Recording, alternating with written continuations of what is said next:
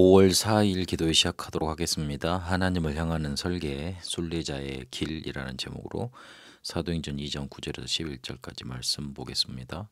마가다락방에 성령께서 임하셨는데 거기에 와 있던 15개 나라 사람들이 성령 충만 받은 120문도를 통해 각자 자기들의 언어로 복음을 듣게 됩니다. 하나님이 우리에게 심겨두신 영적인 것, 하나님의 형상, 영혼, 생명력, 그게 우리에게 편집되면 그것 가지고 보좌, 시공간, 237 빛을 향한 순례자의 길을 설계하는 겁니다. 하나님은 우리가 하나님의 것으로 편집되어져서 순례자의 길을 가며 보좌, 시공간, 237 빛의 응답을 누리길 원하십니다. 그렇게 우리에게 25 그릇이 준비돼야 됩니다. 왜 그래야 되냐면 세상에도 조금 성공했다는 사람들이 내 목표만 맞다고 세상 것만 배워서 다른 것 따지지도 않고 그것 이루려고 돌진하고 있습니다. 거의 대부분 거기에 사로잡혀 있습니다. 그게 맞다고 합니다. 그러니 그것 가지고 교회 들어와서 주장하니 갈등이 생기고 시험이 들고 그리고 문제가 생길 수밖에 없는 겁니다. 그런데 세상은 네피림 25에 이미 장악돼 있습니다. 이걸 우리 신자들도 당해야 됩니다. 더 문제는 응답받은 사람 한 명 나오면 그 모습만 따라갑니다. 그러니 내용이 없으니 안에 들어있는 게 없으니 나중에는 무너지게 되고 떠나게 되는 겁니다.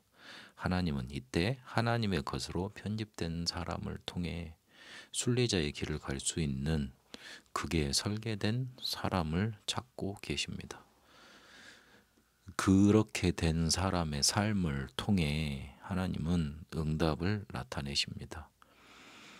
첫 번째로 보좌의 축복이 나타나는 제한된 집중의 응답 나타내십니다.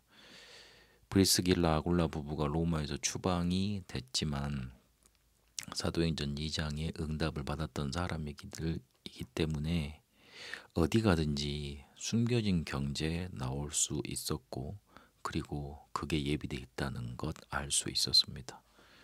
하나님이 주신 것에 보좌의 축복에 제한된 집중을 하니 그런 응답을 받게 되었던 겁니다. 그리고 시공간 초월하는 선택적 집중을 하게 됩니다.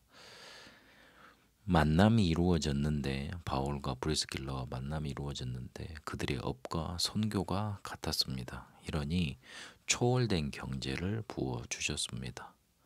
237 빛을 비출 수 있는 원네스 집중이 그들에게 당연히 나타났습니다. 당연, 필연, 절대의 응답이 나타났는데 하나님의 뜻을 찾게 되고 지금 필요한 원네스를 찾고 빛의 경제라는 절대적으로 예비된 하나님의 응답을 누리게 됩니다. 하나님이 우리에게 주시고자 하는 것은 25 응답입니다. 이미 네피림 25에 세상은 장악되어 있습니다. 그래서 그거 이기는 길은 하나님 나라 25입니다. 한 사람만 나와도 됩니다. 한 사람만 이렇게 25 그릇이 준비되어도 됩니다. 그런데 하나님은 우리에게 그 응답을 예비해 놓고 약속해 놓으셨습니다.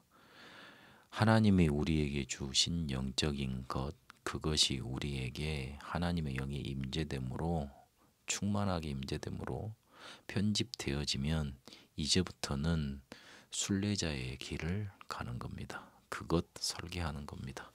이 응답이 임하게 되길 기도합니다. 살아계신 하나님 감사합니다.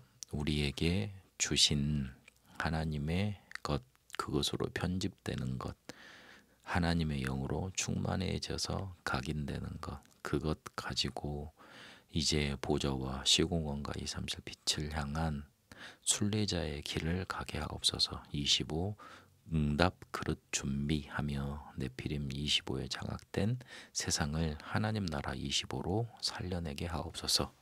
살아계신 우리 주 예수 그리스도 이름으로 기도합니다. 아멘.